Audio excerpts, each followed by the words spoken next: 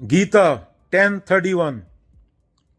शुद्ध करने वालों में मैं वायु हूं, शस्त्रधारियों में मैं राम हूं, मछलियों में मैं मकर हूं और नदियों में मैं गंगा हूं।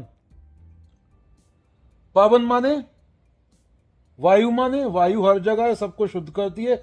जैसे हवा से जीवन चलता है वैसे ही चेतना से सबको जीवन मिलता है।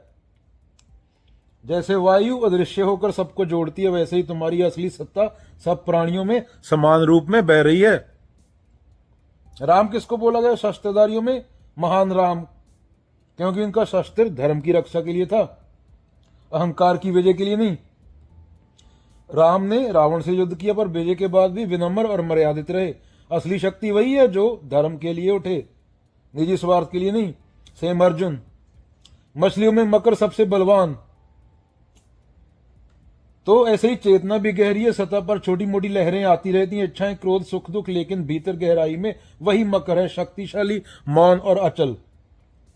नदियों में गंगा, क्योंकि गंगा का जल सबसे पवित्र करता है और हिमालय से समुद्र तक बहती है। जैसे गंगा की धारा बिना रुके सबको जल देती है, वैसे ही जब चेतना जागृत होती है तो जीवन सहज बहने लगता है, किसी के लिए नहीं रुकता। बहता पानी निर्मला, बंदे सो गंदा होए, कबीरा बंदे सो गंदा होए। वायु आज प्रदूषित है, इंसान ने शुद्धता का स्रोत भी दूषित कर दिया, इसलिए सब दुर्योधन है। आज धर्म की रक्षा के लिए नहीं शस्त्र उठ रहे, लालच और सत्ता के लिए उठ रहे हैं। देश लड़ रहे हैं, न्यूक्लियर बम गिर रहे हैं, केमिकल बम गिर रहे हैं, हजारों गरीब मर रहे हैं, बच्चे पत्ते खा खा जिंदा है अफ्रीका में। मकर जलचर भी खतरे में है, समुद्र में डेड जोन बन गए। तुम्हारी सांस समुद्र से आती है 70%, 30% पेड़ों से, क्योंकि समुद्र प्लास्टिक से भर चुका है। मरीन लाइफ खत्म कर दी तुमने। कृष्ण यहां याद दिलाते हैं असली शक्ति वही है जो जीवन को शुद्ध करे, संतुलित रखे और सबको पोषण दे।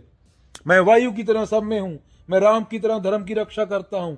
ये चेतना की बात हो रही है, कृष्ण देव वाले नहीं है। मैं मकर की गहराई और शक्ति हूं, मैं गंगा की तरह शुद्धता और प्रवाह हूं। जो मुझे देख ले वही मुक्त है।